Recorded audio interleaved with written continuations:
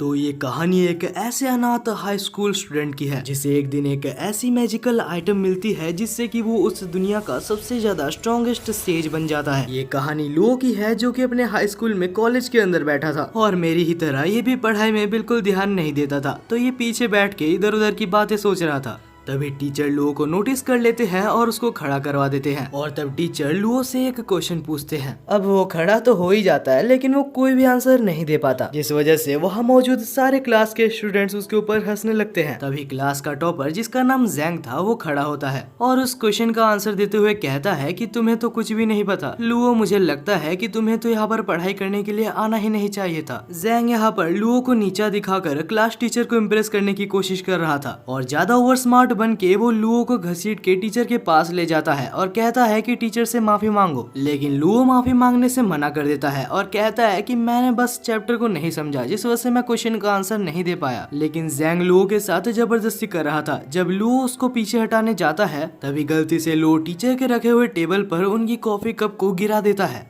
लेकिन तब लुओ अपने रिफ्लेक्सेस के साथ उस कप को बचा लेता है। लेकिन कप को बचाने के चक्कर में लुओ ने टीचर के ब्रश पेन को तोड़ दिया था और वो ब्रश पेन टीचर के लिए काफी ज्यादा इम्पोर्टेंट था। अगले ही सीन में हम देखते हैं कि जैंग को और लुओ को टीचर प्रिंसिपल ऑफिस में ले जाते हैं और जैसे ही दोनों प्रिंसिपल ऑफिस पहुंचते हैं तो हम लुओ को देखते हैं जो कि बहुत ज्यादा डरा हुआ था क्योंकि उसे पता है कि सारी ब्लेम उसके ऊपर ही आने वाली है। तब हम जैंग को देखते हैं जो कि प्रिंसिपल के ऑफिस में आते साथ ही अच्छा बनने का नाटक कर रहा था। वो लुओ के साथ भी अच्छे से बात कर रहा था और वो बोलता है कि मैं लुओ की तरफ से भी माफी मांगता हूँ। अभी ये सब देखने के बाद तो लुओ बहुत ज्यादा गुस्सा हो चुका था। वो कहता है कि प्रिंसिपल, आप जो भी अभी देख रहे हैं सब ये नाटक कर रहा है। लेकिन तभी प्रिंसिपल चिल्लाते हुए कहता है कि बिल्कुल चुप हो जाओ लुओ, तुमने टीचर जू के सबसे ज्यादा इम्पोर्टेंट चीज को तोड़ दिया है। ये एक हजारों सालों इम्पोर्टेंट एंशियंट ब्रश था जिसे कि ढूंढना लगभग इम्पॉसिबल है। लेकिन तभी टीचर जू बीच में बोलते हैं कि लुओ, तुम्हें इतना ज्यादा सोचने की जरूरत नहीं है, तुम बस मेरे लिए एक ऐसा सेम टू सेम ब्रश खोज के लाओ। लेकिन मैं तुम्हें पहले ही कह देता हूँ कि ये ब्रश तुम्हें इजीली नहीं मिलने वाली। इस ब्रश को खोजते खोजते तुम्हें बहुत चीजें पता चलेगी जिससे कि तुम्हें भी फायदा होगा और मुझे भी मेरा ब्रश वापस मिल जाएगा। अब लुओ इस चीज के लिए हाँ बोल देता है क्योंकि अगर वो ना बोलता तो उसे इस कॉलेज से निकाल दिया जाता। लेकिन लुओ जल्दी समझ जाता है कि ये कितना ज्यादा मुश्किल काम था क्योंकि पूरा शहर को एक एक जगह पर खोजने के बाद भी उसे वो ब्रश कहीं भी नहीं मिलता। वो तो ये तक सोच रहा था कि कहीं टीचर मुझे जानबूझ के सफर तो नहीं करवा रहे। लेकिन तभी घूमते घूमते लुओ को जैंग दिखता है जो कि एक जगह पर दौड़ के जा रहा था। जब लुओ उसका पीछा करता है तो उसे पता चलता है जैंग भी उसी ब्रश को खोज रहा है ताकि वो लुओ से पहले उस ब्रश को टीचर को दे सके। और तभी जैंग के अंकल बोलते हैं कि ये ब्रश मुझे मिल चुका है जो कि यहाँ पर नहीं, एक और सिटी में है। हम लोग वहाँ पर चलेंगे लेकिन उससे पहले हम लोग कुछ खा लेते हैं। दूसरी तरफ हम लुओ को देखते हैं जो कि खुश हो रहा था क्योंकि ये उसके लिए बहुत बड़ा मौका था और लुओ जल्दी से जल्दी दूसरे सिटी में जाता है और उस शॉप को खोज लेता है। जब लुओ उस शॉप में पहुंचता है तो वहाँ पर मौजूद शॉपकीपर जो कि एक लड़की थी जिसका नाम रोंग था और उसे देखते साथ हमारे लुओ को उससे पहली नजर में ही प्यार हो गया था। अब वो शर्माते शर्माते पूछता है तो क्या तुम्हारे पास वो ब्रश है? और रोंग भी बोलती है कि हाँ हमारे पास वो ब्रश है। उसके बाद वो उसे ब्रश को दिखाती है लेकिन वो उसे ब्रश को छूने से मना करती है क्योंकि अभी वो उसे नहीं बेच सकते। वो कहती है कि मेरे ग्रैंडफादर जब यहाँ पर आ जाएंगे उसके बाद मैं उनसे पूछ के ये ब्रश तुम्हें बेच सकती हूँ। तभी वहाँ पर एक सूट पहना हुआ आदमी वहाँ पर एंटर करता है और कहता है कि वो ब्रश मेरी है। ये आदमी एक क्रिमिनल है और रोंग इसे जानती है। रोंग कहती है कि हमने तुम्हें कभी भी यहाँ पर नहीं बुलाया तो जल्दी से जल्दी यहाँ से भाग जाओ। ये आदमी जिसका नाम जेन है वो बहुत ज्यादा गुस्सा हो जाता है और उस ब्रश को लेके देखता है। उसके बाद बोलता है कि ये वो ब्रश नहीं है जिसको मैं खोज रहा हूँ और तब वो उस ब्रश को फेंक देता है। लेकिन सही टाइम पे लुओ उसको जाके पकड़ लेता है और उसके बाद जैंग कहता है कि अगर तुम मुझे वो ब्रश नहीं देती जो कि मैं मांग रहा हूँ तो मैं तुम सबको मार डालूंगा। तभी बीच में लुओ आ जाता है और अभी अभी जिससे उसे प्यार हुआ है उसके लिए वो उससे लड़ने लगता है। लेकिन तब जैंग इरिटेट होकर अपनी पावर को रिलीज करता है जिससे कि दोनों ही बहुत पीछे जाके गिरते हैं। तब रोंग कहती है कि लुओ पीछे रहना। उसके बाद ही रोंग अपनी पावर को रिलीज करती है। वो कुछ आइसिकल स्पीयर्स का इस्तेमाल करती है जिससे कि जैंग के ऊपर कुछ ज्यादा खास असर नहीं पड़ता। लेकिन जैंग तब हैरान हो जाता है जब रोंग अपने पास में से एक स्नो ब्रश को समन करती है और उससे उसके ऊपर हमला करती है। तब जैंग भी सीरियस हो जाता है और वो अपने क्लाउड ब्रश को समन करता है और इसके बाद दोनों ही पागलों की तरह लड़ने लगते हैं। लुओ सोच रहा था कि कहीं वो इनके बीच में मारा ना जाए। तब जैंग रोंग को कहता है कि मैं तुम्हें पहले ही बता दूं, तुम्हारे पास जो ब्रश है वो ताकतवर है, लेकिन तुम मुझे हरा नहीं सकती। अब हमें यहाँ पर एक पास्ट का सीन दिखाया जाता है जहाँ हमें एक ओल्ड मैन को दिखाया जाता है जो बैठ के बहुत ज्यादा ड्रिंक कर रहा था। और ये कोई ऐसा वैसा पर्सन नहीं है, ये उस दुनिया का सबसे ज्यादा स्ट्रॉन्गेस्ट सेज है। लेकिन क्योंकि अभी ये बूढ़ा हो चुका है तो वो और काम नहीं करना चाहता। उसे पता है कि वो बहुत ही जल्दी मारा जाएगा, जिस वजह से वो अपनी जिंदगी को एंजॉय कर रहा था। लेकिन उसने मरने से पहले अपनी स्पिरिट और अपनी सारी पावर्स को एक ब्रश के अंदर कैद कर दिया था। अब हमें फिर से प्रेजेंट में दिखाया जाता है जहाँ जैंग और रोंग लड़ रहे थे। और अब लड़ते लड़ते रोंग को एक झटका लगता है जिससे कि उसके पास से वही ब्रश निकल जाती है और वो ब्रश सीधा जाके लू के अंदर इंसर्ट हो जाती है। तब हम देखते हैं कि लू के अंदर कुछ चेंजेस आ रहे थे। कुछ ही देर में लू बिल्कुल बदल चुका था, उसकी प्रेजेंस बिल्कुल ही अलग हो चुकी थी। जैंग उसके ऊपर फिर से हमला करने की कोशिश करता है लेकिन वो लू की स्पीड को मैच नहीं कर पाता।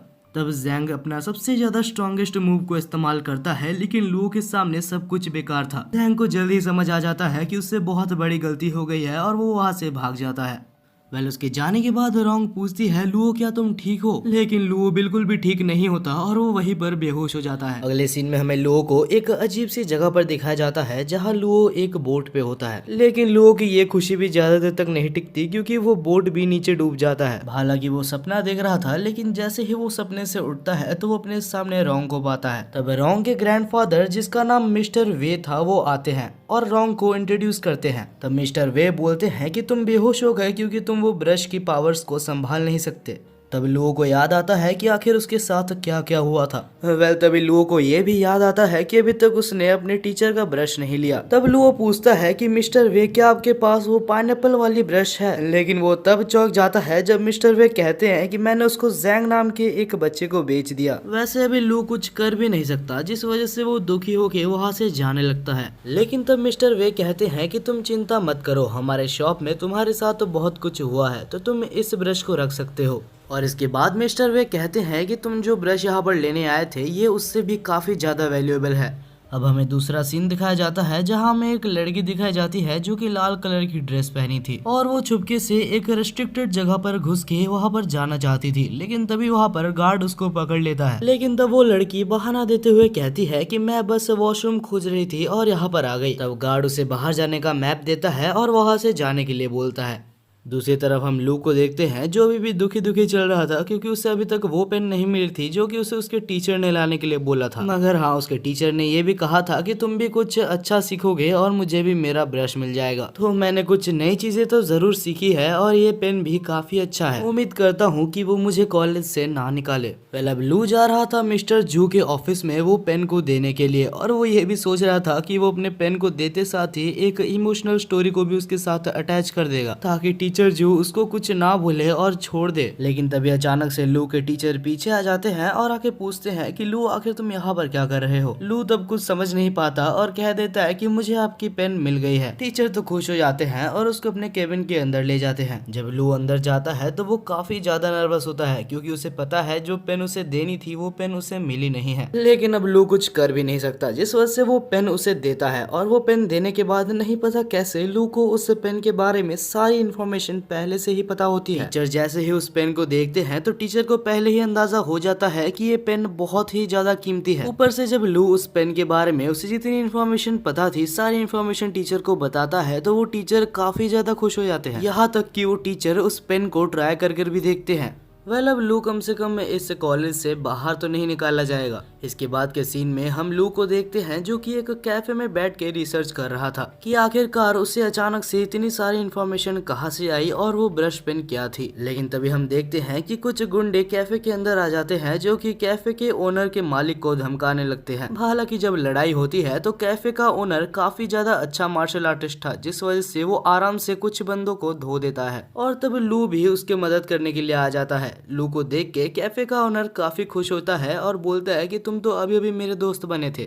दरअसल लू और कैफे का ओनर अभी कुछ ही टाइम पहले दोस्त बने थे। वह अब लड़ाई आगे बढ़ती है, लेकिन कुछ ही देर बाद हम देखते हैं कि लू को बहुत जन घेर लेते हैं और अब लू एक बहुत ही ज्यादा मुसीबत में फंस चुका है, क्योंकि उसके ऊपर 2 से 3 जन मारने वाले थे। लेकिन जैसे ही लू के बॉडी पे हमला होता उससे पहले ही लू के बॉडी से कुछ एनॉर्मस पावर एक्टिवेट हो जाती है। नहीं पता कैसे, लेकिन लू हवा में आ जाता है और उसे खुद भी नहीं पता कि आखिर ये उसकी पावर्स काम कैसे करती है। ये पावर देख के वहाँ पर मौजूद सारे बंदे कैफे के ओनर के ऊपर हमला करने जाते हैं, लेकिन तभी हम देखते हैं कि लू अचानक से वहाँ टेलीपोर्ट होके सबको मार देता है। अब यहाँ पर सारे बंदे मार खाने के बाद जा चुके थे और कैफे का ओनर जिसका नाम केन था वो कहता है कि मुझे पता नहीं था कि आखिर तुम अपने सुपर ह्यूमन पावर्स को मुझसे छुपा रहे हो। वेल केन उससे कुछ बातें करना चाहता था, लेकिन लू बोलता है कि मैं काफी ज्यादा टायर्ड हूँ तो मैं तुमसे बाद में बात करूंगा। वेल दूसरी तरफ लू काफी ज्यादा एक्साइटेड था, क्योंकि उसे बहुत सारी चीजों के बारे में पता चल रही थी और वो एक काफी ज्यादा पावरफुल पर्सन बन चुका था। वो तो विश्वास नहीं कर पा रहा था कि ये सब उसके साथ रियल लाइफ में हो रही है। वो सोचता है कि वो खुद को इंक ब्रश पेंटर बुलाएगा या फिर इंक ब्रश मैन, लेकिन ये सब बहुत ही ज्यादा वियर्ड नेम थे, जिस वजह से वो कुछ और सोचने का प्लान करता है। लेकिन वो काफी ज्यादा टायर्ड था तो वो नेम सोचते सोचते सो ही जाता है।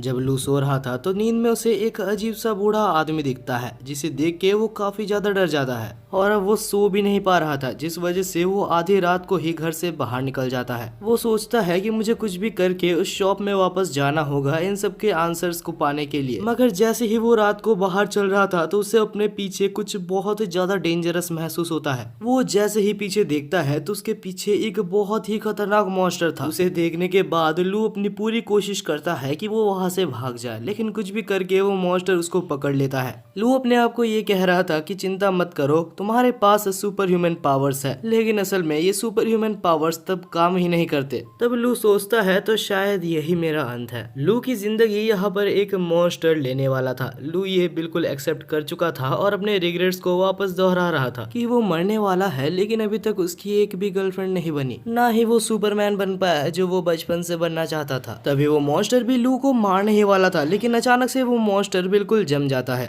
क्योंकि वहीं पर सही टाइम पे रोंग आ चुकी थी जो कि लू को बचा लेती है। तब रोंग लू को पूछती है कि आखिर हमने जो तुम्हें ब्रश दिया था वो क्या तुम्हारे पास है, लेकिन तब लू कहता है कि मैंने वो अपने टीचर को दे दिया। और ये सुन के रोंग काफी ज्यादा गुस्सा हो जाती है और उस गुस्से को मॉन्स्टर के ऊपर निकाल देती है। और रोंग इतनी ज्यादा ताकतवर है ये देख के लू उसके ऊपर फिर से फिदा हो जाता है। वेल अब ये सब हो जाने के बाद लू और रोंग फिर से उसी शॉप के अंदर जाते हैं और रोंग लू को इस बार अपने ग्रैंडफादर के पास ले जाकर बैठा देती है। तब हम देखते हैं कि रोंग के ग्रैंडफादर कहते हैं कि तुम्हारे ऊपर रात को जिस मॉन्स्टर ने हमला किया था उसे आखिर एक ब्रश पपेट कहा जाता है। वो कुछ ऐसे खतरनाक मॉन्स्टर्स होते हैं जो कि ब्रश पेन के द्वारा बनाए जाते हैं, और जो ब्रश पेन मैंने तुम्हें दिया था, अगर तुम्हारे पास वो ब्रश पेन होता तो तुम मॉन्स्टर से बच सकते थे, लेकिन तुमने उस ब्रश पेन को किसी और को दे दिया। मैं ठीक कह रहा हूँ ना? तब लू कहता है अरे हाँ आप बिल्कुल ही ठीक कह रहे हैं, वो ब्रश मैंने मेरे टीचर को दे दिया था। तब लू कहता है कि आप मेरे को बिल्कुल पहले से पूरी स्टोरी को बताइए, मुझे पता है आप मुझसे कुछ छुपा रहे हैं। तब ग्रैंडफादर कहते हैं कि अगर तुम्हें सुनना ही है तो मैं तुम्हें सब कुछ पहले से बताता हूँ। बहुत समय पहले की बात है जब इस दुनिया में कुछ भी सही नहीं चल रहा था, बिल्कुल वर्ल्ड वार की तरह ही यहाँ पर बहुत सारी केओस मची थी। उस समय की बात है, बहुत सारे टैलेंटेड स्पिरिट्स और मेजेस मारे जा रहे थे। तब एक बहुत ही ज्यादा स्ट्रॉन्ग मेज ने सारे स्पिरिट्स को ब्रश में कैद करना शुरू कर दिया था, और उनमें से ही एक ब्रश अभी तुम्हारे अंदर इंसर्ट हो चुका है। और लू अगर तुम्हें पता नहीं तो तुम्हारे अंदर जो स्पिरिट है वो सारे स्पिरिट्स की किंग है। लू खुश हो जाता है और कहता है तो इसका मतलब मैं सारे स्पिरिट ब्रशेस का किंग हुआ। तब ग्रैंडफादर कहते हैं कि ऐसा तो हो सकता है, लेकिन ये पूरी तरीके से सच नहीं है, क्योंकि तुम्हारे अंदर जो स्पिरिट ब्रश की पावर है वो बस उस स्पिरिट की एक छोटी सी पार्ट है। तभी हम देखते हैं कि ग्रैंडफादर को कुछ अजीब सा महसूस होता है और लू के पीछे वो एक एनिमी को डिटेक्ट करके उसके ऊपर हमला कर देते हैं। उस बंदे का नाम ली था जो कि लुओ का जान लेने के लिए आया था, क्योंकि लुओ के पास वो सबसे ज्यादा स्ट्रॉन्गेस्ट स्पिरिट ब्रश है जो कि उसको चाहिए। और ये कोई ऐसा वैसा एनिमी नहीं है, ये एक बहुत ही ज्यादा खतरनाक एनिमी है, क्योंकि ये एक बहुत ही बड़े फैमिली का हेड है। अब वो लुओ के ऊपर हमला करता उससे पहले ही रोंग उसके ऊपर हमला कर देती है, लेकिन ली उस अटैक को काफी आसानी से रोक लेता है और उल्टा रोंग के ऊपर एक बहुत ही खतरनाक हमला करता है। तब रोंग को बचाने के लिए सामने लू आ जाता है, लेकिन ग्रैंडपा सही टाइम पे उसको संभाल लेते हैं। और तब हम देखते हैं कि ली बहुत ज्यादा गुस्सा होके बहुत सारे अटैक्स एक बार में करने लगता है, लेकिन ग्रैंडफादर भी कोई कमजोर खिलाड़ी नहीं था। दूसरी तरफ हम लू को देखते हैं जो रोंग को पूछता है कि आखिर ये सब क्या चल रहा है। तब रोंग कहती है कि तुम्हारे अंदर जो ब्रश है वो टॉप 7 ब्रशेस में से काउंट होता है और ये बंदा उन 7 ब्रशेस को कलेक्ट करने का काम करता है जिनमें से एक ब्रश तुम्हारे अंदर है, तो वो तुमको मार के तुम्हारे अंदर से उस ब्रश को लेने के लिए आया है। दूसरी तरफ हम देखते हैं कि अभी तक ग्रैंडपा उससे लड़ रहे थे, लेकिन अभी उनकी तबीयत काफी ज्यादा अच्छी नहीं थी क्योंकि ग्रैंडफादर बूढ़े हो चुके हैं, तो वो उनसे काफी ज्यादा देर तक नहीं लड़ सकते, जिस वजह से रोंग लड़ने का फैसला करती है। तब वो लू को कहती है कि तुम यहाँ से जितना दूर हो सके उतना दूर भाग जाओ, क्योंकि अगर मैं नहीं लड़ पाई तो वो तुम्हें भी मार देगा। दूसरी तरफ हम ली को देखते हैं जो कि ग्रैंडफादर को मारने ही वाला होता है, लेकिन तभी लू अपनी पावर को एक्टिवेट करके एक प्रोटेक्शन बैरियर से उनको बचा लेता है। ग्रैंडफादर कहते हैं कि लू तुम भाग जाओ क्योंकि तुम इसके सामने नहीं जीत सकते। तब लू कहता है कि मैं इस फाइट में उतर चुका हूँ और अब मैं भाग नहीं सकता, लेकिन लू का स्टेमिना ज्यादा देर तक नहीं टिकता, जिस वजह से ली उसको पकड़ के उसको मारने वाला था। लेकिन तभी हम देखते हैं कि बीच में ग्रैंडफादर आ जाते हैं जो कि उस अटैक को अपने ऊपर लेके अपने आप को मार देते हैं, लेकिन मरने से पहले वो उसको बहुत अच्छा खासा डैमेज कर देते हैं, जिस वजह से ली को उस टाइम के लिए वहां से जाना पड़ता है। वेल इसके बाद हमें ग्रैंडफादर को दिखाया जाता है जो कि मरे नहीं थे। उसके जाने के बाद वो मुश्किल से बैठते हैं और लू को कहते हैं कि तुम्हें जल्द से जल्द उस ब्रश को अपने अंदर से निकालना होगा और इसका कोई ना कोई तरीका मैं जरूर ढूंढ निकालूंगा। लेकिन तब लू कहता है कि आप चिंता मत कीजिए, मैं इस ब्रश को कंट्रोल करना जरूर सीखूंगा। मैं अपने वजह से आप दोनों की लाइफ को खतरे में नहीं डालना चाहता। मैं कसम खाता हूँ कि मैं इस ब्रश पेन को चलाना सीखूंगा और आप दोनों को ही प्रोटेक्ट करूंगा। तब ग्रैंडफादर कहते हैं कि अगर तुम यही चाहते हो लू तो यही सही। इस ब्रश पेन को चलाना मुश्किल जरूर है, लेकिन मैं तुम्हें ट्रेन जरूर करूंगा, लेकिन उससे पहले मैं थोड़ा रेस्ट कर लूँ ताकि मेरा ये जख्म ठीक हो सके। तब रोंग कहती है कि आप चिंता मत कीजिए, जब तक आप रिकवर नहीं होते तब तक रोंग को ट्रेनिंग देने की जिम्मेदारी मेरी हुई। वेल इतना कुछ होने के बाद भी हमारा नल्ला मेन कैरेक्टर अभी खुश हो रहा था क्योंकि रोंग उसको ट्रेनिंग देने वाली है। अब दूसरी सीन में हमें रोंग को और लू को दिखाया जाता है जो कि स्कूल में थे और सब लू को बहुत ज्यादा टेंशन दे रहे थे, और भला क्यों ना दे क्योंकि उसके साइड में ही रोंग भी उसके साथ ही चल रही थी। अब इसके बाद ही रोंग लू को एक लाइब्रेरी में ले जाती है और कहती है कि तुम्हें यहाँ पर सारे इम्पोर्टेंट पोएम्स को रिसाइट करना होगा, क्योंकि सारे पोएम्स को जानने के बाद ही तुम ब्रश की फुल पोटेंशियल को समझ पाओगे। लू भी बहुत ज्यादा परेशान हो जाता है क्योंकि उसे लग रहा था कि उसे पढ़ाई नहीं करनी होगी, लेकिन यहाँ भी उसे पोएम्स याद करने होंगे। वह रोंग काफी ज्यादा टेंशन में थी, जिस वजह से लू उसको एक जोक सुना के उसको हंसाने की कोशिश करता है, लेकिन अफसोस रोंग हंसती नहीं है।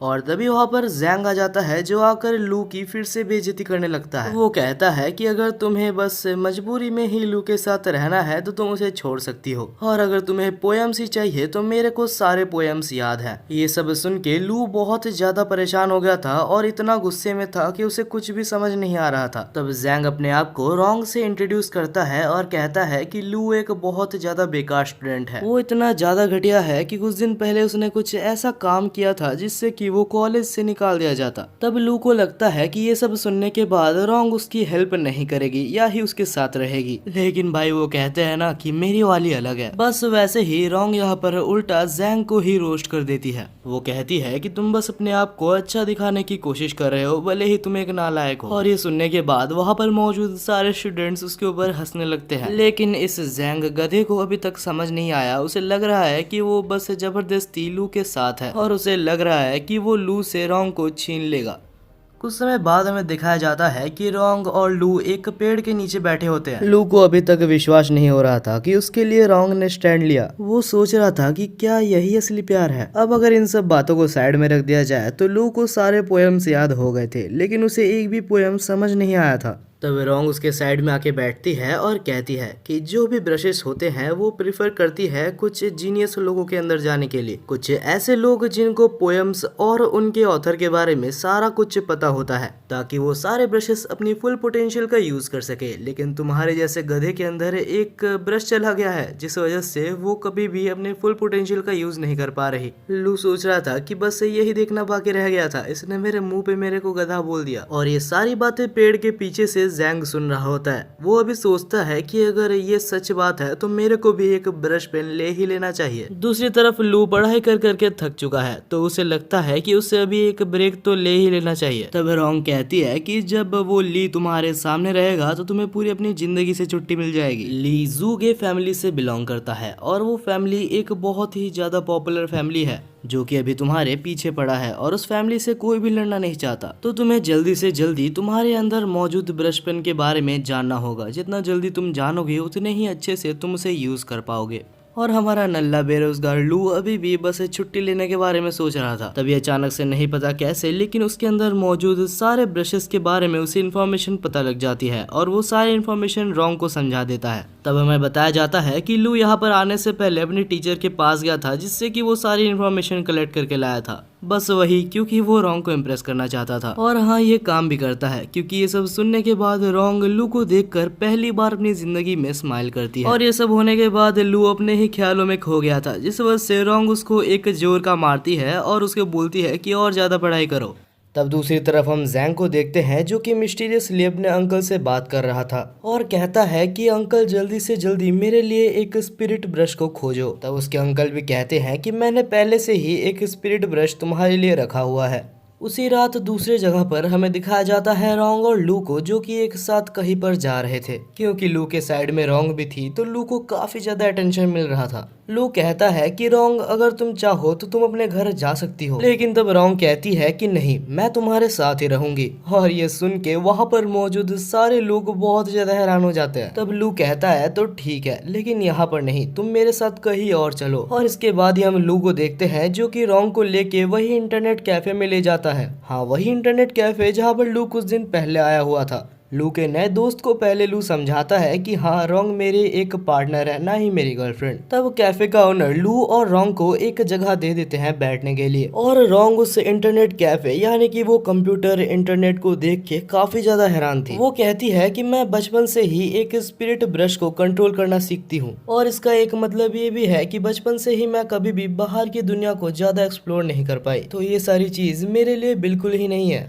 तब लू कहता है कि इस इंटरनेट में बहुत कुछ है, अगर तुम चाहो तो हम लोग अभी कुछ देर के लिए प्रैक्टिस को साइड में रख के कुछ गेम्स खेल सकते हैं। और रोंग को भी थोड़ा सा ब्रेक चाहिए था, जिस वजह से दोनों ही गेम्स को खेलने लगते हैं। कुछ देर बाद लू सोचता है कि क्या सच में रोंग इससे पहले कभी भी गेम्स नहीं खेली है, क्योंकि रोंग पहले ही ट्राई में गेम को बहुत ही अच्छे से खेल रही थी। रोंग कहती है कि ये सब गेम्स वगैरह बहुत ही ईजी है, ये कंपेरिजन में कि मैं बचपन से ही एक स्पिरिट ब्रश को यूज करती हूँ। मेरे ख्याल से इन गेम्स को खेलने से 100 गुना ज्यादा हार्ड है स्पिरिट ब्रश को कंट्रोल करना। और ये सुनने के बाद लू फिर से अपने प्रैक्टिस में लग जाता है। उसे ये पता चलता है कि जितनी जल्दी वो जितने ज्यादा पोएम्स को रिसाइट करेगा उतनी जल्दी ही उसकी स्पिरिट स्ट्रांग होगी। अब इतनी सारी पोएम्स को रिसाइट करने के बाद वो काफी ज्यादा थक चुका था, तो वो उठता है और अपने दोस्त के पास जाता है। और तब वो उससे बात करते करते कहता है कि रोंग बिल्कुल भी ऐसी वैसी लड़की नहीं है, वो सच में एक बहुत ज्यादा मेहनती लड़की है। तब कैफे का ओनर एक सजेशन देता है। वो कहता है कि मुझे जैसे लगता है रोंग एक ऐसी लड़की है जो कि इंटरनेट कैफे में आना ज्यादा देर तक पसंद नहीं करेगी।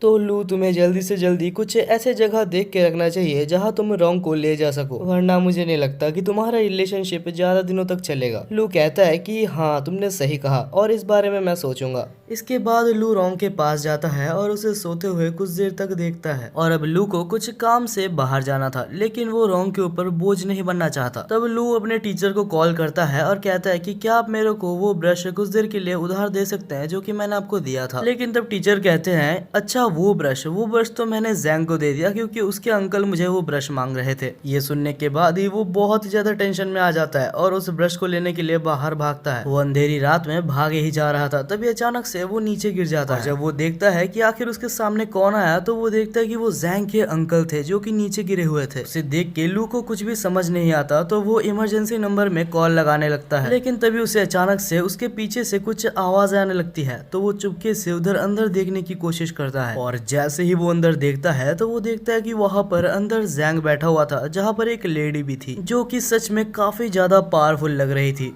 और तब वो जैंग के साथ कुछ कर रही होती है। ये देख के लू बिल्कुल ही चौंक जाता है। तब वो लेडी कहती है कि तुम्हें तो शुक्रगुजार होना चाहिए कि तुम मेरे पपेट बनने के लायक हो। दूसरी तरफ लू को कुछ भी समझ नहीं आ रहा होता कि आखिर वो क्या करे। जैंग का चेहरा देख के लू को उसको एक जोर का थप्पड़ मारने का मन कर रहा था, लेकिन क्योंकि वो एक मुसीबत में है तो इंसानियत के खातिर लू को उसे बचाना होगा। लेकिन तब लू सोच रहा था कि मुझे पता है कि अगर मैं डायरेक्टली उससे लड़ने जाऊं तो मैं मारा जाऊंगा, क्योंकि नो डाउट वो लेडी मेरे से काफी ज्यादा स्ट्रांग है। यहाँ पर मुझे शायद से रोंग को बुलाना चाहिए, लेकिन रोंग को अगर मैं बुलाने जाऊं तब तक जैंग भी मारा जाएगा। अब बहुत ज्यादा सोचने के बाद लू को फाइनली एक आइडिया आता है। दूसरी तरफ हम उस लेडी को देखते हैं जो कि जैंग के साथ कुछ कर रही थी, और तभी लू वहां से चिल्लाता है और कहता है कि आखिर अंदर कौन है। जैसे ही लेडी बाहर आती है तो लू बहुत ही ज्यादा गुस्से में कहता है, आखिर तुमने जैंग को कैसे पकड़ा, तुम्हारी हिम्मत भी कैसी हुई जू गे फैमिली से टक्कर लेने की। अगर आपको याद नहीं आ रहा तो ये वही फैमिली है जो कि लू के पीछे पड़ी हुई है उसे मारने के लिए, और क्योंकि ये सबसे ज्यादा स्ट्रॉन्गेस्ट फैमिली है तो वो उसके हेल्प से यहाँ पर जैंग को बचाने की कोशिश कर रहा है। लेकिन वो लेडी उसको बिल्कुल भी सीरियस नहीं ले रही थी और कह रही थी कि तुम बस मजाक कर रहे हो। लेकिन तब लू अपनी पावर को रिलीज करता है और उसको दिखाता है कि उसके पास भी एक स्पिरिट ब्रश है, और ये देखने के बाद वो लेडी उसके ऊपर थोड़ा थोड़ा भरोसा करने लगती है। और तब वो कहती है कि मैंने जैंग को नहीं पकड़ा, वो खुद ही मेरे पास आया था अपनी ब्रश को अपने अंदर इंसर्ट करवाने के लिए।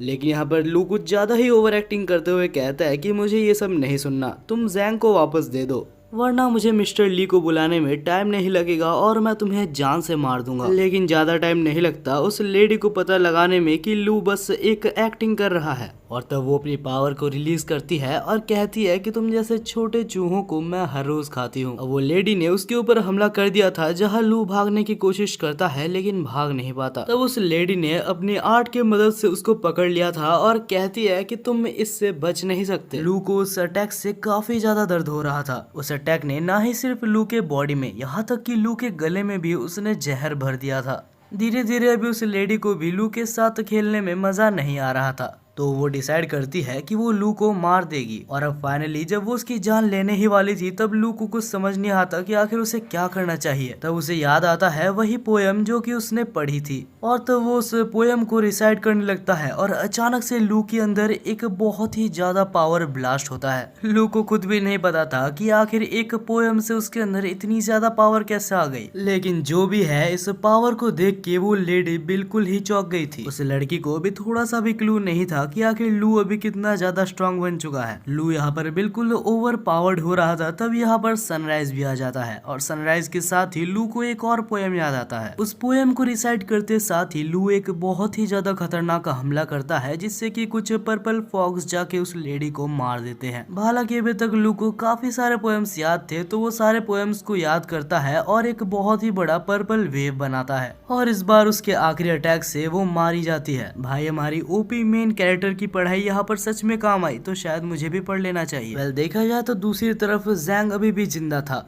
ये एक अच्छी बात भी है और शायद एक बुरी बात भी है। अब लू उसको पकड़ता है और रोंग के पास ले जाता है। जैंग यहाँ पर बिल्कुल ही एक ज़ॉम्बी की तरह बन चुका था।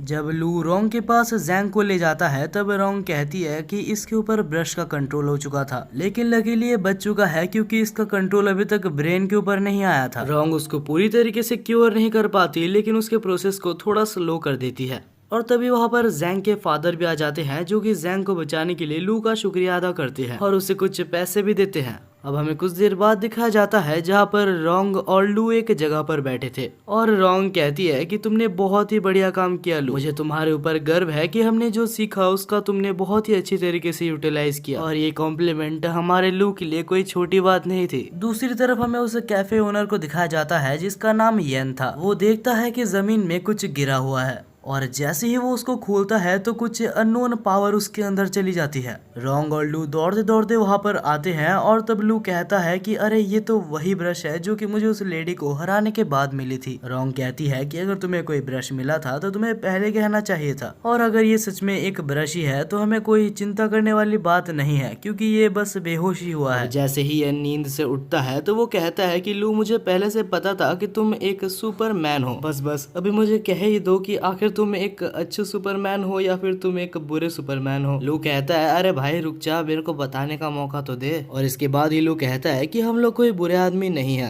तभी यन कहता है अगर ऐसा है तो मैं भी एक सुपरमैन बन चुका हूँ। और उसके बाद ही यन कहता है कि चिंता मत करो, अगर तुम्हारे ऊपर कोई हमला करेगा तो मैं तुम्हें बचा लूंगा। लेकिन तब रॉन्ग कहती है कि रुक जाओ, तुम्हें बस अभी अभी तुम्हारी पावर मिली है, तुम्हें पता भी नहीं है कि आखिर तुम्हारी पावर क्या है। तब येन कहता है नहीं, तुम समझ नहीं रही हो, मैं अपने दोस्त को बचाने के लिए मर भी सकता हूँ। अगले सीन में हम देखते हैं रॉन्ग, लू और येन को, जो कि एक जगह पर बैठे थे। येन को ये पता लगाना था कि आखिर उसके अंदर जो ब्रश गया है आखिर उसका मालिक कौन है, लेकिन उसके बारे में किसी को भी नहीं पता, तो उसकी ओरिजिन को खोजने में उसे बहुत टाइम लग जाएगा। तभी हम देखते हैं कि साइड में से एक पेशेंट गुजरता है जिसके सिर पे खून था, और उस खून को देखते साथ ही येन के फिंगर टिप्स ग्लो करने लगते हैं। उसे लगता है कि उसकी पावर जाग गई है। लू उसे देख के चौंक जाता है, लेकिन तब रॉन्ग कहती है कि उसके पास मत जाना, क्योंकि हमें नहीं पता आखिर इसकी पावर क्या है।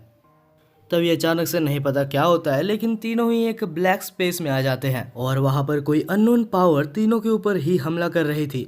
रॉन्ग कहती है कि ये पांचों कलर्स जो तुम्हें दिख रहे हैं ये बहुत ही खतरनाक है, तुम्हें इससे बच के रहना होगा या फिर ये तुम्हारे ऊपर कंट्रोल कर लेगा। हालांकि कुछ देर लड़ने के बाद लू को वो पावर कैप्चर कर लेता है, और उसके वजह से रॉन्ग का जैसे ही ध्यान भटकता है तो उसको भी वो पावर कैप्चर कर लेता है। लेकिन क्योंकि रॉन्ग भी अभी मुसीबत में है तो लू आखिर उसकी मदद कैसे ना करता। अरे समझो भाई, ऐसे भी लू को बहुत ही कम मौके मिलते हैं रॉन्ग के सामने हीरो बनने का, नहीं पता कैसे, लेकिन लू अपने पावर्स की मदद से होश में आ जाता है और रॉन्ग को भी होश में लाता है। रॉन्ग होश में आने के बाद कहती है कि ये पावर्स काफी ज्यादा खतरनाक है, जरूर इसके पीछे जो भी है वो ज़ूगे फैमिली से रिलेटेड होगा और वो पक्का लू को मारने के लिए ही आया होगा। तब रॉन्ग अपने पावर का यूज करती है और अपने आइस मैजिक की मदद से उन सारे पावर्स को रोकने के लिए एक आइस बैरियर बना देती है। लेकिन तब एनिमी बहुत सारे डीमंस को समन करता है, जिस वजह से वो सारे डीमंस जाके रॉन्ग के ऊपर हमला करने लगते हैं और तब फिर से रॉन्ग के ऊपर रेड लाइट हमला कर देते हैं और रॉन्ग फिर से रेड लाइट के वश में आ जाती है। तब रॉन्ग को बचाने के लिए लू रॉन्ग के सामने आ जाता है और उसको उस हेलुसिनेशन से बाहर लाता है।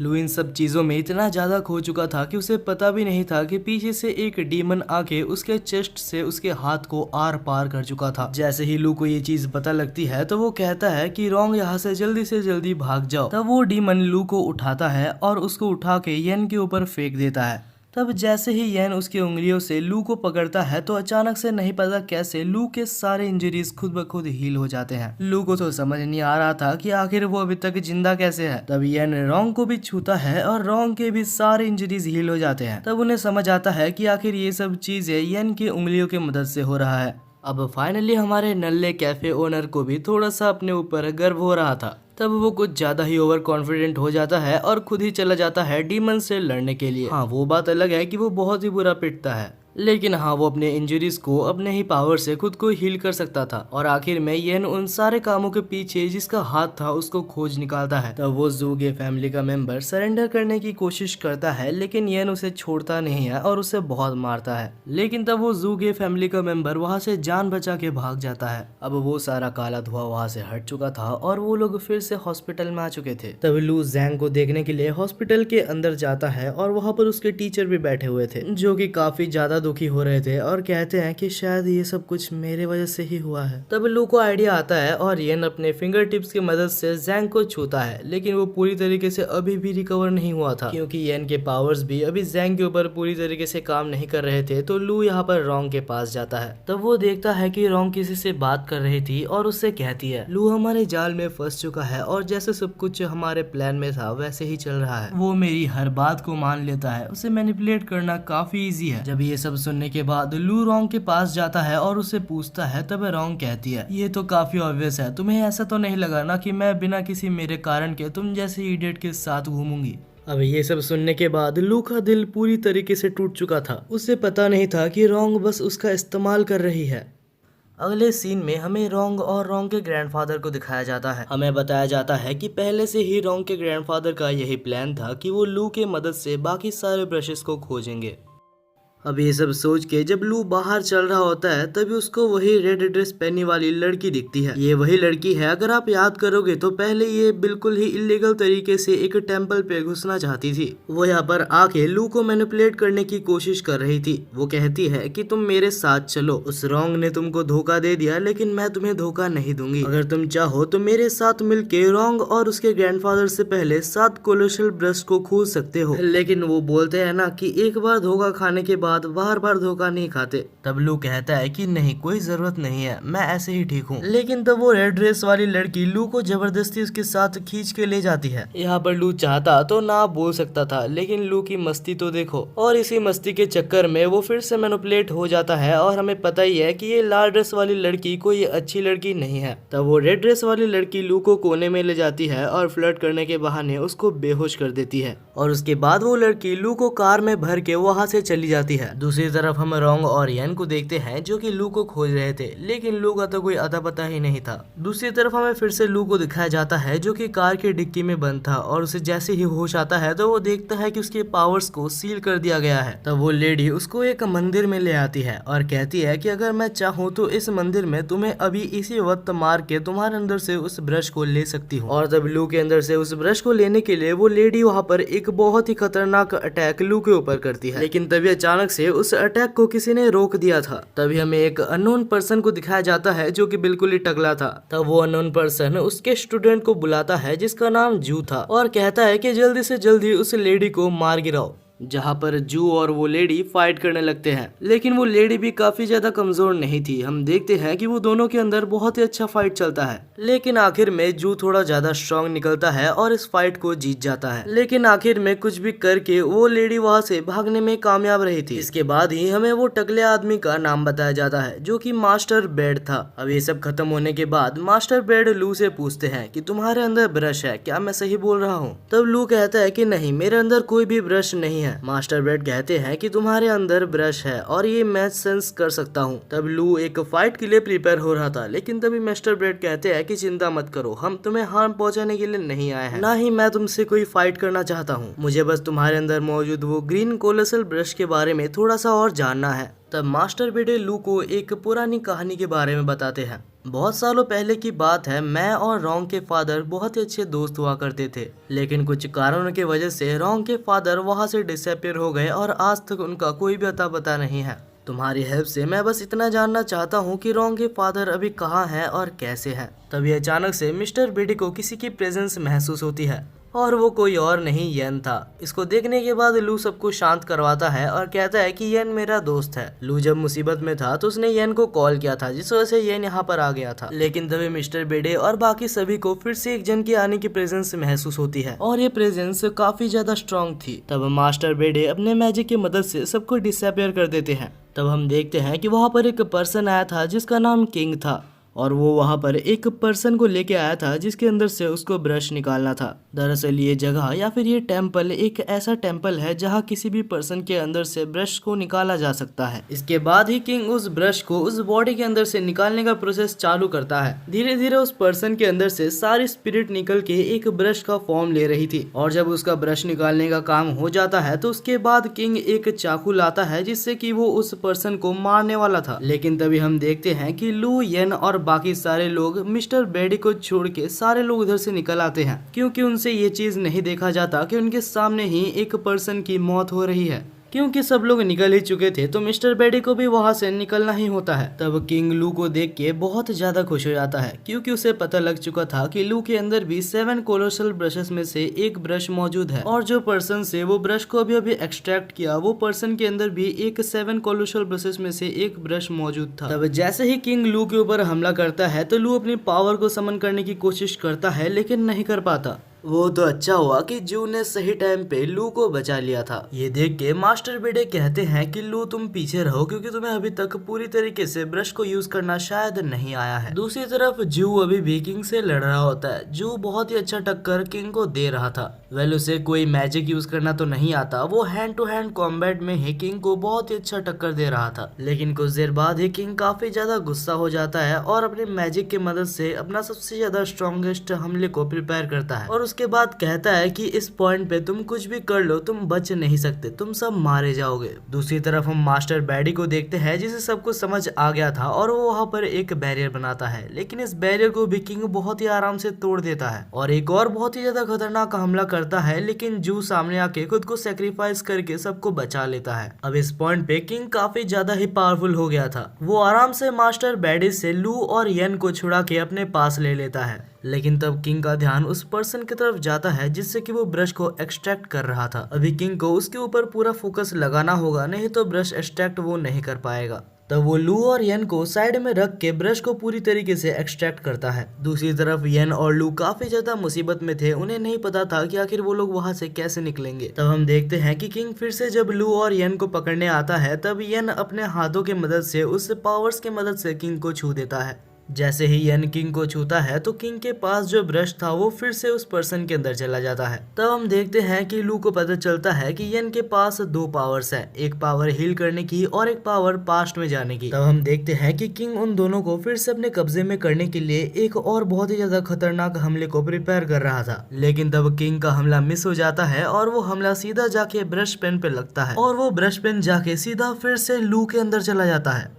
2 मिनट के लिए तो वहाँ पर सारे लोग ही चुप हो गए थे, क्योंकि इस वर्ल्ड में ये इम्पॉसिबल है कि किसी एक पर्सन के अंदर 2 स्पिरिट ब्रश चला जाए। हम लू को देखते हैं जिसके अंदर एक बहुत ही बड़ा एनर्जी ब्लास्ट होता है और यहाँ तक किंग के सामने लू ने अपनी नई पावर को दिखा दी थी। उस वक्त के लिए किंग वहाँ पर बिल्कुल ही डर चुका था, जिस वजह से वो वहाँ से भाग जाता है। इसके बाद हमें दिखाया जाता है कि यन तो बहुत ही ज्यादा खुश था कि उसने इतनी जल्दी अपनी नई पावर को आइडेंटिफाई भी कर लिया और उसे यूज करना भी सीख गया। लेकिन तब लू काफी थक गया था और वो नीचे बैठ जाता है और कहता है कि मैंने अपनी नई पावर को नहीं सीखा है। वो कहता है कि मैंने बस एक पोएम को रिसाइट किया था जिससे कि बस उसकी इमेजिनेशन बनी थी। इन रियलिटी उस ब्रश को मुझे चलाना बिल्कुल भी नहीं आता। इसके बाद ही मास्टर बेडे आते हैं और लू की बॉडी को चेक करते हैं और कहते हैं कि मुझे नहीं पता कैसे, लेकिन लू ने 2 ब्रशेस को फ्यूज करने में कामयाब रहा था। देखा जाए तो इससे पहले भी एक पर्सन ने जबरदस्ती ऐसे करने की कोशिश की थी, लेकिन कुछ देर बाद ही वो मारा गया था। इससे पहले इस दुनिया में कोई भी नहीं आया जिसके पास 2 ब्रशेस हो।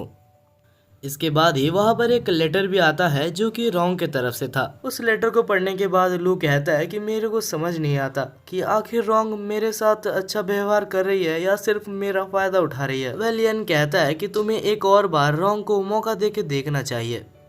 दूसरी तरफ हम लू, मिस्टर बेडे और यन को देखते हैं जो कि जाते हैं उनके विलेज में ताकि किसी भी तरीके से हो, लेकिन लू के अंदर से जो 2 ब्रशेस हैं उनमें से एक को एक्सट्रैक्ट किया जा सके, क्योंकि अगर ये ना किया जाए तो इसकी कोई गारंटी नहीं है कि लू कब तक जिंदा रहेगा। अब लू, यन और मिस्टर बेडे उस विलेज के चीफ के पास जाते हैं, क्योंकि अगर सबसे ज्यादा इन्फॉर्मेशन किसी को होगी तो वो विलेज का चीफ ही होगा। जब चीफ ये सुनता है कि लू ने खुद के अंदर 2 ब्रशेस को एब्जॉर्ब किया है, वो भी बिना किसी हार्म के, तब वो कहता है कि शायद तुम्हारी बॉडी थोड़ी डिफरेंट है और तुम चाहो तो बहुत ही अच्छे और आगे तक जा सकते हो। लेकिन तब लू कहता है कि मुझे इसकी जरूरत नहीं है और जल्दी से जल्दी प्लीज आप कुछ भी करके मेरे अंदर से ब्रश को निकाल दीजिए, क्योंकि मैं सिंगल नहीं मरना चाहता। अब लू की दुख भरी कहानी सुनने के बाद चीफ कुछ करने की कोशिश करता है। वो अपने आप को लू के साथ अटैच कर लेता है और कोशिश करता है कि वो लू के अंदर से एक ब्रश को निकाल ले, और ये चीज काफी ज्यादा हार्ड थी और ये करते करते चीफ काफी ज्यादा थक गया था। चीफ कुछ देर के लिए बैठा ही था कि अचानक से कहीं से हमला होता है और चीफ की जान चली जाती है। एक विलेज का चीफ अचानक से मर जाना कोई छोटी बात नहीं है, जिस वजह से पूरी विलेज में अफरा तफरी मच जाती है। और हम देखते हैं कि वहाँ पर एक लड़की आती है जो ये सब वहाँ पर देख के सबको बता देती है।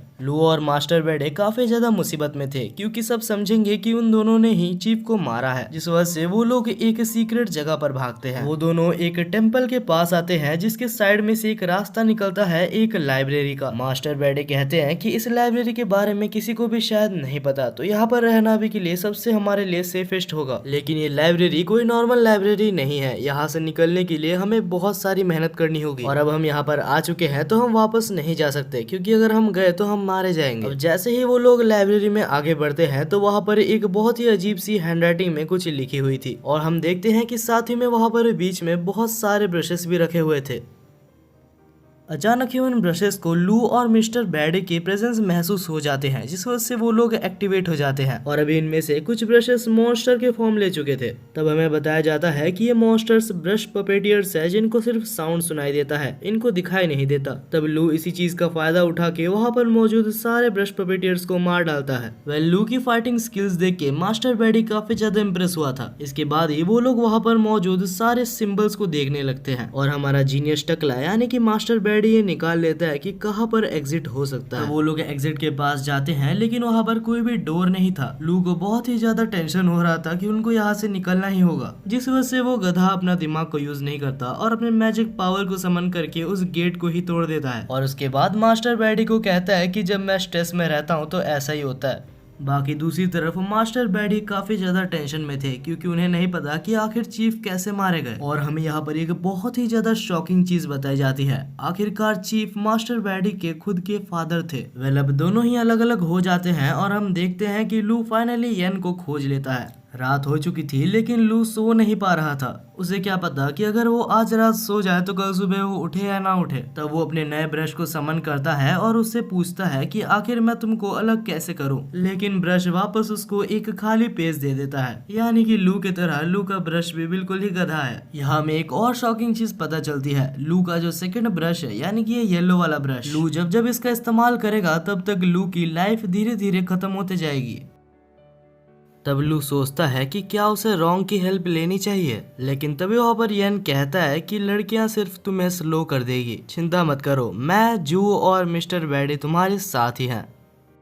तब लू कहता है कि मास्टर बैडे ने चीफ की डेथ के बारे में जू को बताने से मना किया है, क्योंकि अगर जू को पता लगा कि चीफ मर चुका है तो वो जरूर उस विलेज में वापस भागने की कोशिश करेगा। तो वो लोग एक बहाना बनाते हैं और सो ही जाते हैं। तब हमें दिखाया जाता है कुछ अननोन पर्सन्स बाहर से लू और येन को देख रहे थे और उनके साथ ही वहाँ पर किंग भी बैठा हुआ था। और तब वो कहता है कि चीफ के मरने के पीछे सिर्फ और सिर्फ लू का हाथ है। अगली सुबह हम देखते हैं कि हमारे बंदे एक टेम्पल पर जाते हैं। उस टेम्पल पे एक बहुत ही ओल्ड मॉन्क रहता था जिसका नाम जोंग था। वो कुछ काम करने जा ही रहे थे लेकिन मानो क्या हुआ होगा, उनके ऊपर फिर से किसी ने अटैक कर दिया था। तभी हमें वहाँ पर मौजूद अटैकर को दिखाया जाता है जिसका नाम शिव था। लू को तो अभी इन सब अटैक्स की आदत पड़ चुकी है। दूसरी तरफ हमें एक और अटैकर दिखाया जाता है जो कि काले कोट में था और इस बंदे ने अपने मैजिक को येन के ऊपर अप्लाई किया था, जिससे येन इसके खुद के ही एक डायमेंशन में आ गया था जहाँ पर कोई भी पर्सन एग्जिस्ट नहीं करता, सिर्फ ब्रशेस एग्जिस्ट करते हैं। तब वो बंदा कहता है कि ये मेरा डायमेंशन है और यहाँ से निकलने का बस एक ही तरीका है, कुछ भी करके मेरे मुंह से लू का नाम बुलवाओ और तुम यहाँ से आजाद हो जाओगे। येन यहाँ पर बिल्कुल ही बुरी तरीके से फंस चुका है। अब येन को अपनी राइमिंग स्किल्स तो दिखानी ही होगी। दूसरी तरफ हम लू को देखते हैं जो कि अपनी जान बचा के भाग रहा था, लेकिन तब अटैकर शिव उसके ऊपर हमला करती है और कहती है कि हमारे चीफ को मार के तुम ऐसे नहीं भाग सकते। तब लू खुद को प्रोटेक्ट करने के लिए अपनी पावर से एक स्वॉर्ड को समन करता है, लेकिन अनफॉर्चुनेटली वो स्वॉर्ड काफी ज्यादा वीक था। लू तब अपनी पावर्स को फिर से समन करने की कोशिश करता है लेकिन वो भी काम नहीं करता। लू अभी अटैकर शिव से काफी ज्यादा बुरा पिट रहा था, लेकिन तब अटैकर शिव सामने आती है और कहती है कि चिंता मत करो, तुम सिर्फ अकेले नहीं पिट रहे, तुम्हारे दोस्त तुमसे भी ज्यादा बुरा पिट रहे हैं। हमें दिखाया जाता है कि येन अभी भी उसी के वश में होता है, जहां दूसरी तरफ जू को किंग मिल के मार रहा था। अब प्रेजेंट में अटैकर शिव लू को मारने ही वाली थी, लेकिन तब लू स्माइल करता है और वहां पर धुआं धुआं करके वहां से बच जाता है। बाद में वो एक ड्रैगन समन करके लड़ने की कोशिश करता है लेकिन लड़ नहीं पाता। लू सोच रहा था कि आखिर इस लड़की के पास कैसा ब्रश है।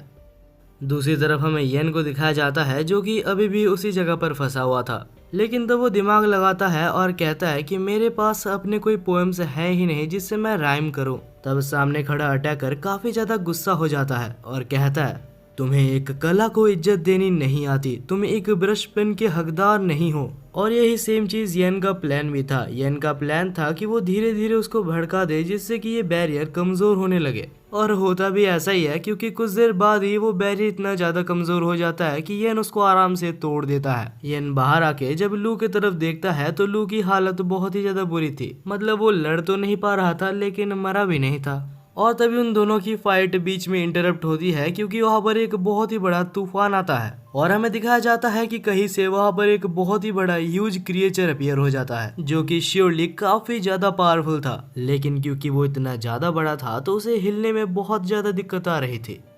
देख के ऐसा लग रहा था कि वो मॉन्स्टर अटैकर शिव के ऊपर हमला करना चाहता है, लेकिन लू के अंदर का जो प्यूपिल ब्रश यानी कि वो येलो ब्रश था वो खुद ब खुद मूव करता है और अटैकर शिव को उस मॉन्स्टर से बचा लेता है।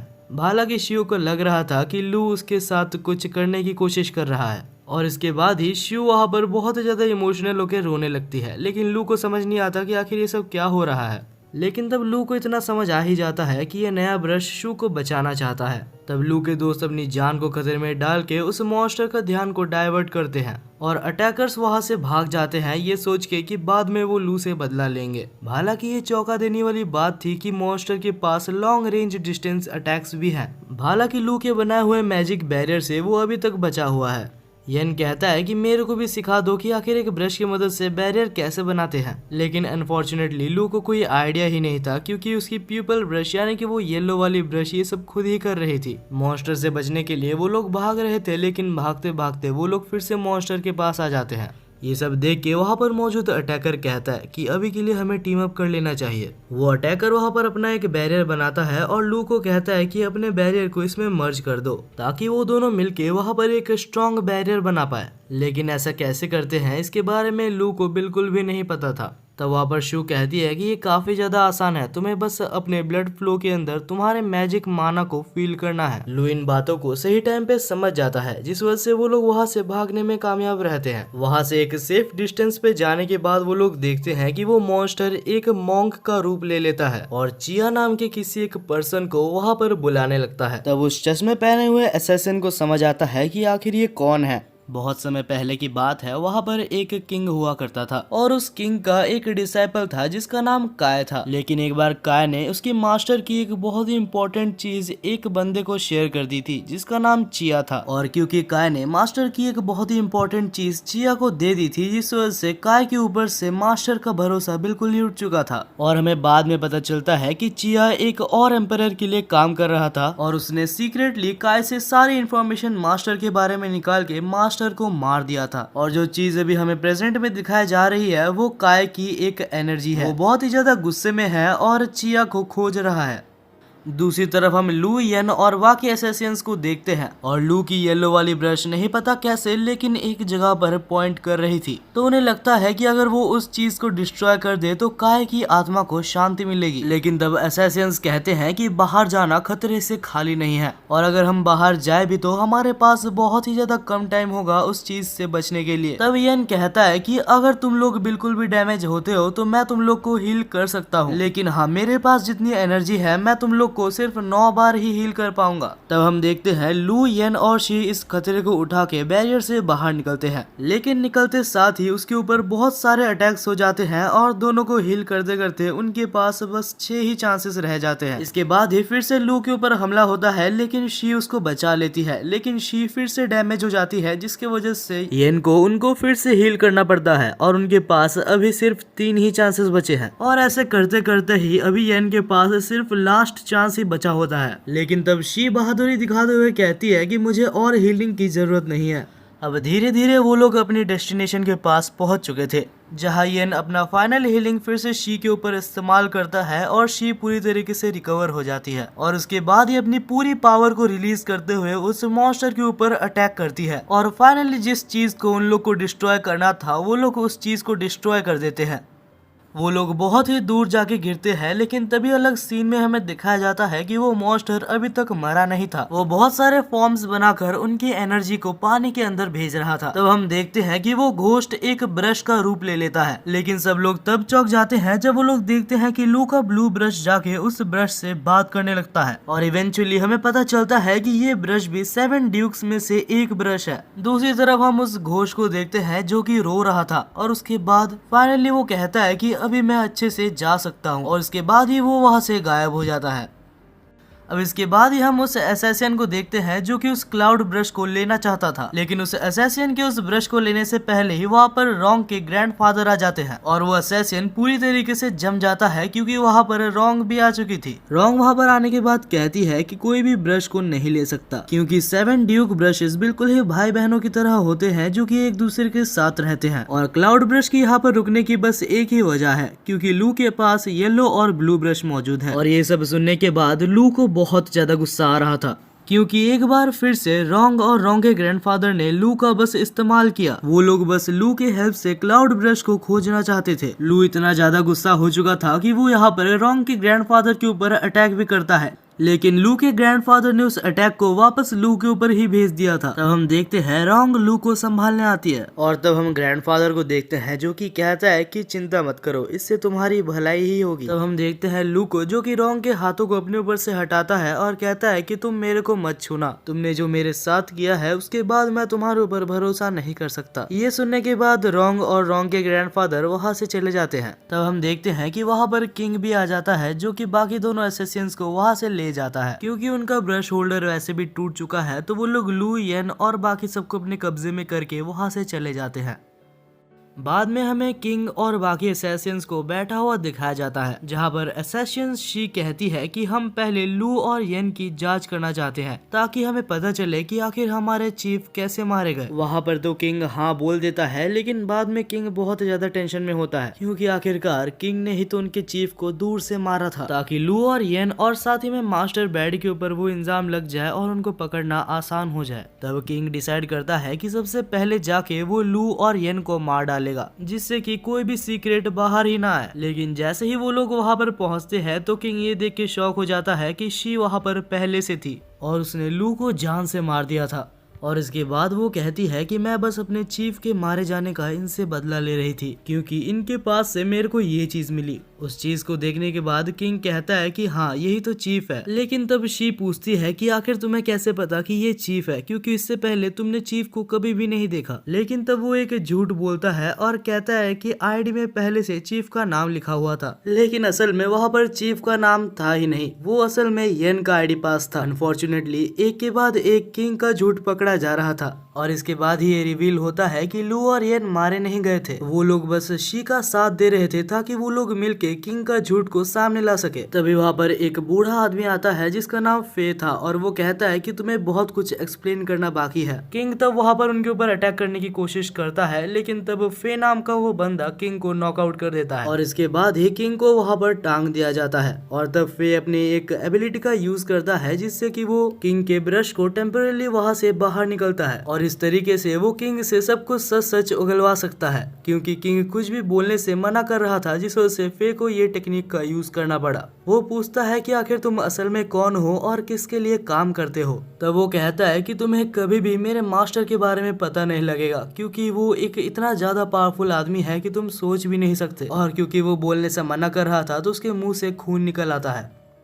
अब ये प्रोसेस तो आगे कंटिन्यू रहेगा, लेकिन बाद में हमें दिखाया जाता है कि अब लू और येन यहाँ से निकल रहे थे जहाँ पर शी लू को थैंक यू बोलती है उसे बचाने के लिए। तब लू कहता है कि मैंने तो कुछ किया ही नहीं, जो किया मेरे ब्रश ने किया। आखिर में फे कहता है कि तुम दोनों को थैंक यू बोलने के लिए हमारे क्लैन मास्टर तुमसे मिलना चाहते हैं और ये और कोई नहीं ज़ूगे फैमिली का हेड यानी कि वही ली था। तब लू को समझ आता है सबसे पहले उसके ऊपर जिसने अटैक किया था वो ली नहीं था, वो ली के भेष में कोई और पर्सन था। अब दोनों ही एक साथ बैठे हुए थे जहाँ पर लू पूछता है कि क्या आपको कोई तरीका पता है जिससे कि मैं मेरे अंदर मौजूद दो ब्रशेस को अलग कर सकूं। लेकिन अनफॉर्चुनेटली ली को इस बारे में कुछ भी नहीं पता होता है। वो लू को कहता है कि तुम एक जगह पर जाके देखो जिसका नाम ननरी है, वहाँ पर मौजूद लोगों के बारे में इन सब के बारे में कुछ न कुछ पता होगा, लेकिन वहाँ के लोगों से थोड़ा सा सावधान रहना क्योंकि वहाँ के लोग काफी ज्यादा डेंजरस है। वहाँ के कुछ लोग तुम्हारे ऊपर एक्सपेरिमेंट भी कर सकते हैं और तुम्हें ब्रश पपेटियर्स भी बना सकते हैं। वो लोग अगर चाहे तो वो लोग तुम्हें गुलाम बनाकर रख सकते हैं और क्योंकि तुम्हारे अंदर दो ब्रशेस मौजूद हैं तो वो लोग तुम्हारे अंदर इंटरेस्ट जरूर दिखाएंगे। वो लोग इतने ज्यादा खतरनाक हैं कि ज़ूगे फैमिली और वाई फैमिली मिलके भी वो लोग को नहीं हरा सकते।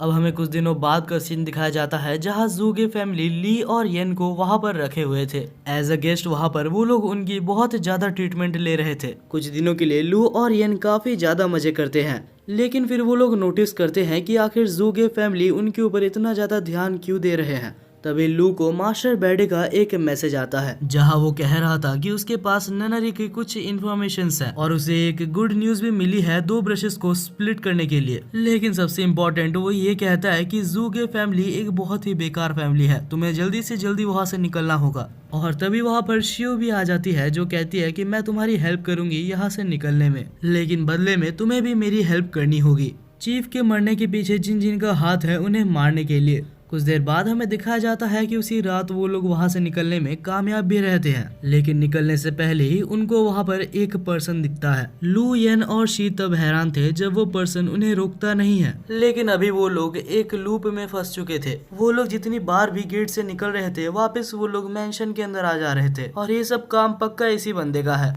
येन कहता है कि यहाँ से निकलने के लिए हमें इसे हराना ही होगा, लेकिन जैसे ही वो उसके ऊपर हमला करने जाता है वो वापस वहीं पर टेलीपोर्ट हो जाता है। वेल, तब लू एक चीज नोटिस करता है और कहता है कि हम तीनों को अलग अलग डायरेक्शन में जाना चाहिए, और तब वो तीनों ही अलग अलग रास्ते में चले जाते हैं। लेकिन वो बंदा अभी भी चाहता तो तीनों की जगह को रिप्लेस कर सकता था, लेकिन क्योंकि उस बंदे ने येन की लोकेशन को ट्रैक नहीं किया तो उसे नहीं पता कि आखिर येन कहाँ पर है, जिस वजह से वो लोग वहाँ से निकलने में कामयाब रहते हैं। अब वो सब मिलके ननरी में जा रहे थे, तभी लू को एक कॉल आता है जो कि हॉस्पिटल की तरफ से था। कॉल में वो कहता है कि मास्टर बेडे बहुत ही बुरी तरीके से इंजर्ड है। तभी लू डिसाइड करता है कि वो बाद में मास्टर बेडे को देखने के लिए जाएगा। अब सब लोग ननरी के अंदर पहुंच चुके थे जहां पर येन और शी जा रहे थे, और जाते वक्त वहां पर येन और शी को एक मारा हुआ आदमी दिखता है। दूसरी साइड में हम लू को हॉस्पिटल में देखते हैं जो कि मास्टर बेडी को देखने आया था। लू के आते साथ मास्टर बेडी कॉन्शियसनेस में आते हैं और लू को कहते हैं कि चीफ जो कि मारे गए वो मेरे खुद के फादर थे, और उनके मारे जाने के पीछे मैंने जब इन्वेस्टिगेशन चालू की तो मुझे पता चला।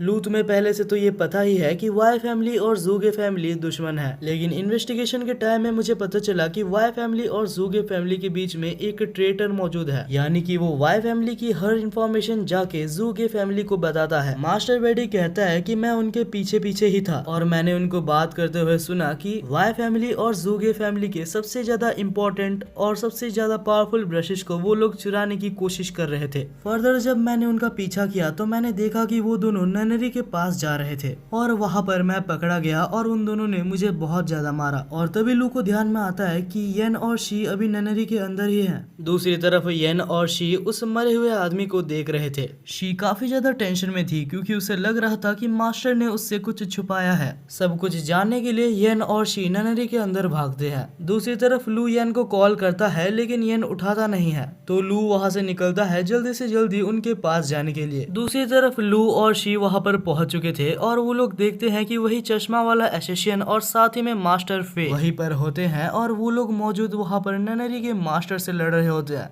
और उस ननरी के मास्टर के साथ उसका ट्रेटर भी था। शी बीच में कूद के उसका हेल्प करना चाहती थी, लेकिन तब येन उसको रोकता है और कहता है कि पहले सिचुएशन को अच्छे से समझ जाते हैं। और तभी वहां पर एक पावरफुल ब्रश पपेट आ जाता है, और ननरी के ब्रश पपेट इतना ज्यादा पावरफुल होते हैं अगर वो चाहता तो उस चश्मे वाले एसेसियन को उधर ही मार सकता था। लेकिन तब मास्टर अपने ब्रश को समन करके अपने पावर्स को एक्टिवेट करता है, और उसकी पावर को देख के येन भी चौंक गया था क्योंकि उसकी पावर काफी ज्यादा इंसेन थी, और एक सेकंड के अंदर ही उस ब्रश पपेट को वहां से हटा देता है। तब वो देखता है कि इन सारे ब्रश पपेट को वहाँ पर मौजूद ननरी का मास्टर कंट्रोल कर रहा था। तब फे उसके ऊपर हमला करने जाता है, लेकिन उसके हमला करने से पहले ही वहाँ पर बीच में फिर से एक और ब्रश पपेट आ जाता है। तब ननरी का मास्टर वहाँ पर मौजूद सारे ब्रश पपेटियर्स की पावर्स को भी बढ़ा देता है, लेकिन फे अभी भी अपनी पावर्स की मदद से उन पपेट्स को काफी आसानी से हरा देता है। लेकिन तब खुद ननरी का मास्टर मैदान में उतर जाता है, और हम देखते हैं कि वो फे को यहाँ पर ब्रश पपेटियर ही बनाने वाला था, लेकिन तब शी और येन बीच में कूद जाते हैं और फे को बचा लेते हैं।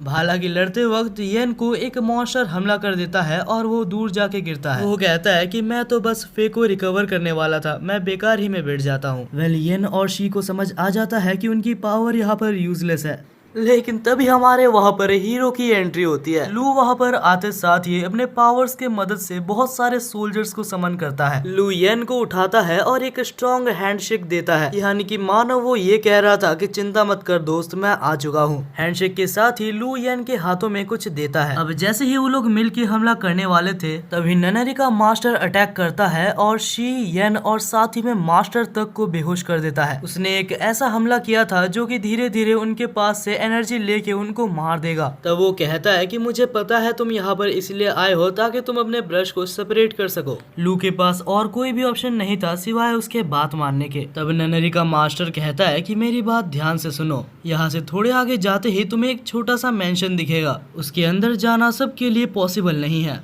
वहाँ पर 4 ड्रैगन्स रहते हैं और साथ ही वहाँ पर एक मास्टर कैलीग्राफर रहता है जिसको कि बहुत ही मुश्किल से उस जगह पर सील किया गया है। तुम्हें अपने येलो ब्रश का यूज करके उस मेंशन के अंदर जाने का मौका मिलेगा और वहाँ पर जाने के बाद तुम अपने पेन्स को सेपरेट कर सकते हो। तब लू भी मान जाता है और अपने ब्रश की मदद से उस जगह के अंदर चले जाता है। वैसे वो जगह अंदर से बिल्कुल ही अलग और बहुत ही ज्यादा सुंदर थी। बाहर हम ननरी के मास्टर को देखते हैं जो कि कहता है कि इसके अंदर जो भी गया है वो मरा हुआ ही वापस आया है। लू जब वहाँ पर सेक्रीफाइस हो जाएगा तो यहाँ जाने का रास्ता खुल जाएगा और साथ ही साथ हमें लू के ब्रशेस भी मिल जाएंगे।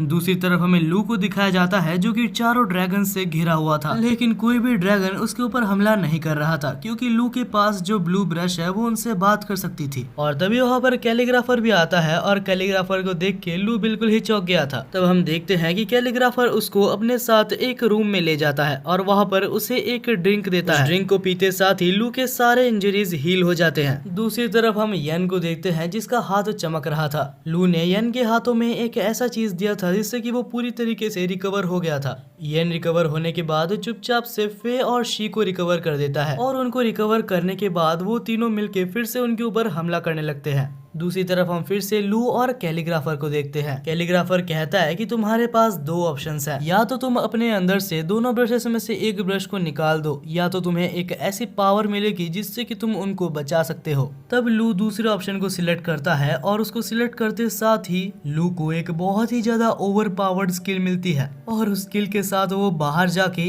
1 सेकंड के अंदर वहां पर मौजूद सारे एनिमीज को हरा देता है। और उसके बाद वो ननरी के मास्टर को पकड़ के पूछता है कि आखिर तुम्हारा मास्टर कौन है। तब वो कहता है कि हमारे मास्टर का नाम हैन जॉन है। और जैसे ही वो उसके मास्टर का नाम लेता है तो उसके मास्टर के द्वारा वो मारा जाता है। तब लू को याद आता है कि उसके टीचर ने भी बहुत पहले ये नाम को बोला था। तभी वहाँ पर सनराइज होता है और लू सोचता है कि आखिर उसे आगे क्या करना है।